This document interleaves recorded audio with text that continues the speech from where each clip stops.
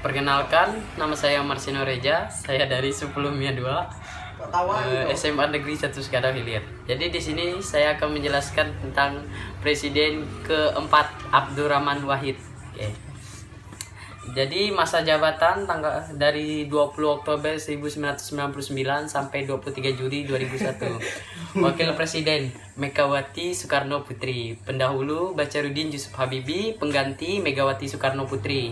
Informasi pribadinya, dia lahir 7 September 1945, Jombang, Jawa Timur, Hindia Belanda. Meninggal dunia tanggal 30 Desember 2009 pada umur 69 tahun. Jakarta, Indonesia.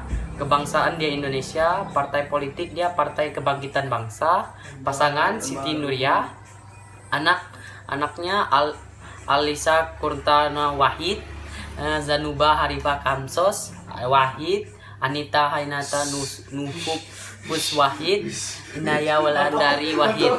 Orang tua Abdurrahman Wahid Hashim, ibunya Siti Solehah. Oke. Abdurrahman Wahid lahir pada hari keempat dan bulan ke-8 kalender Islam tahun 1945 di Denanyar, Jombang, Jawa Timur. Dari pasangan Wahid Hashim dan Solicihah terdapat kepercayaan bahwa ia lahir tanggal 4 Agustus, tetapi kalender yang digunakan untuk menandai hari kelahirannya adalah kalender Islam, yang berarti ia lahir pada 4 Syaban 1359 Hijriah. Sama dengan 7 September 1940, ia lahir dengan nama Abdurrahman Ad-Dakhil. Ad-Dakhil berarti sang penakluk. Kata Ad-Dakhil tidak cukup dikenal dengan diganti Wahid, dan kemudian lebih dikenal dengan panggilan Gus Dur. Gus adalah panggilan kehormatan khas pesantren kepada seorang anak kiai yang berarti abang atau mas. Pada tahun 1944, Wahid pindah dari Jombang ke Jakarta, tempat ayahnya terpilih menjadi ketua pertama Partai Majelis Syuro Muslimin Indonesia, Masyum, sebagai organisasi yang berdiri dengan dukungan tentara Jepang yang sangat itu menduduki Indonesia. Setelah deklarasi kemudian Indonesia tanggal 17 Agustus 1945, Gus Dur kembali ke Jombang dan tetap berada di sana selama perang kemerdekaan Indonesia melawan Belanda. Pada akhir perang tahun 1949, Wahid pindah ke Jakarta dan ayahnya ditunjukkan sebagai Menteri Agama.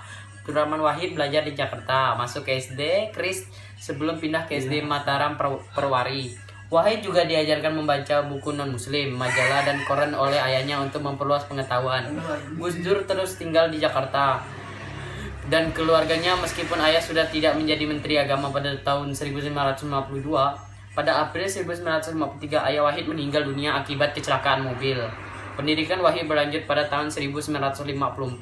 Ia masuk ke sekolah menengah pertama. Pada tahun itu, ia tidak naik kelas. Ibunya lalu mengirim Gus Dur ke Jogja untuk meneruskan pendidikannya dengan mengaji pada KH Ali Maksum di Pondok Pesantren Kerapiak dan belajar di SMP. Pada tahun 1957, setelah lulus dari SMP, Wahid pindah ke Magelang untuk memulai pendidikan muslim di pesantren Tegalrejo, yang ia mengembangkan reputasi sebagai murid berbakat, menyelesaikan pendidikan pesantren dalam waktu 2 tahun, seharusnya 4 tahun. Pada tahun 1959, Wahid pindah ke pesantren Tembang Beras di Jombang. Di sana sementara melanjutkan pendidikannya sendiri, Abdurrahman Wahid juga menerima pekerjaan pertamanya sebagai guru dan nantinya sebagai kepala sekolah madrasah. Gus Dur juga dipekerjakan sebagai jurnalis majalah seperti Horizon dan Majalah. Pada tahun 1963, Wahid menerima beasiswa dari Kementerian Agama untuk belajar studi Islam di Universitas Al-Azhar di Kairo, Mesir. Ia pergi ke Mesir pada November 1963. Meskipun ia mahir berbahasa Arab, Gus Dur diberitahu oleh pihak universitas bahwa ia harus mengambil kelas remedial sebelum belajar Islam dan bahasa Arab. Karena tidak mampu memberikan bukti bahwa ia memiliki kemampuan bahasa Arab, Wahid terpaksa mengambil kelas remedial. Abdurrahman Wahid menikmati hidup di Mesir pada tahun 1964. Dia suka menonton film Eropa dan Amerika dan juga menonton pertandingan sepak bola. Wahid juga terlibat dengan Asosiasi Pelajaran Indonesia dan menjadi jurnalis majalah asosiasi tersebut. Pada akhir tahun, ia berhasil lulus kelas remedial Arabnya. Ketika ia memulai belajar dalam Islam dan bahasa Arab tahun 1965, Gus Dur kecewa. Ia tak mempelajari banyak materi yang diberikan dan menolak metode belajar yang digunakan universitas. Gus Dur kembali ke Jakarta mengharapkan bahwa ia akan pergi ke luar negeri lagi untuk belajar di Universitas McGill Kanada, yang membuat dirinya sibuk dengan bergabung di Lembaga Penelitian, Pendidikan, dan Penerangan Ekonomi dan Sosial atau LP3ES, organisasi yang terdiri dari kaum intelektual Muslim progresif dan sosial demokrat. LP3ES mendirikan majalah Prisma dan Gus Dur menjadi salah satu kontributor utama majalah tersebut. Selain bekerja sebagai kontributor LP3ES, Gus Dur juga berkeliling pesantren dan madrasah di seluruh Jawa. Pada saat itu, pesantren berusaha keras mendapatkan pendana dari pemerintah dan cara mengadopsi kurikulum pemerintah. Gus Dur merasa prihatin dengan kondisi itu karena nilai-nilai tradisional pesantren semakin luntur akibat perubahan ini. Gus Dur juga prihatin dengan kemiskinan pesantren yang ia lihat. Pada waktu yang sama mereka membujuk pesantren mengadopsi kurikulum pemerintahan. Pemerintahan juga membujuk pesantren sebagai agen perubahan dan membantu pemerintah dalam perkembangan ekonomi Indonesia. Gus Dur memilih batal belajar di luar negeri dan lebih memilih mengembangkan pesantren. 3. Meskipun memiliki karir yang sukses pada saat itu, Gus Dur masih merasa sulit hidup hanya dari satu sumber pencarian, dan ia bekerja untuk mendapatkan pendapatan tambahan dengan menjual kacang dan mengantar es. Pada tahun 1974, Gus Dur mendapat pekerjaan tambahan di Jombang sebagai guru di pesantren Tembak Beras dan juga mengembangkan prestasi baik. 1 tahun kemudian, Wahid menambah pekerjaan dengan menjadi guru kitab Al-Hikam. Pada tahun 1977, Gus Dur bergabung ke Universitas Hasyam Asy'ari sebagai Dekan Fakultas Praktik dan Kepercayaan Islam, dan universitas ini ingin agar Gus Dur mengajar subjek tambahan seperti syariat Islam dan misikologi. Namun kelebihannya menyebabkan beberapa ketidaksenangan dan sebagian kalangan universitas. 3. Di Mesir, Wahid dipekerjakan Kedutaan Besar Indonesia. Pada saat ia bekerja, peristiwa Gerakan 30 September G3OS terjadi. Mayor Jenderal Soeharto menangani situasi di Jakarta dan upaya pemberantasan komunis dilakukan. Sebagai bagian dari upaya tersebut, Kedutaan Besar Indonesia di Mesir diperintahkan untuk melakukan integritas terhadap pelajaran universitas dan memberikan laporan ke donor politik mereka. Perintah ini diberikan pada Wahid yang ditugaskan menulis laporan. Wahid mengalami kegagalan di Mesir. Ia tidak setuju akan metode pendidikan serta pekerjaannya setelah G3OS sangat mengganggu dirinya. Pada tahun 1966, ia diberitahu bahwa ia harus mengulang belajar. Pendidikan pasarjana Gus Dur diselamatkan melalui beasiswa di Universitas Baghdad. Wahid pindah ke Irak dan menikmati lingkungan barunya. Meskipun ia lalai pada awalnya, Wahid dengan cepat belajar. Wahid juga meneruskan keterlibatannya dalam Asosiasi Pelajaran Indonesia dan juga menulis majalah asosiasi tersebut.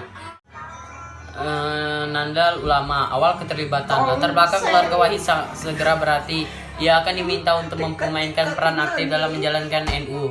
Permintaan ini berlawanan dengan aspirasi Gus Dur dalam menjadi intelektual publik, dan ia 2 kali menolak tawaran bergabung dengan Dewan Penasihat Agama NU. Namun Wahid akhirnya bergabung dengan dewan tersebut setelah kakeknya Bisri Syajuri memberikannya 3 tawaran ketiga. Karena mengambil pekerjaan ini, Wahid juga memilih untuk pindah dari Jombang ke Jakarta dan tetap di sana sebagai anggota Dewan Penasihat Agama. Wahid memimpin dirinya sebagai reformer NU. Pada saat itu, Abdurrahman Wahid juga mendapat pengalaman politik pertamanya dan pemilihan umum legislatif 1982.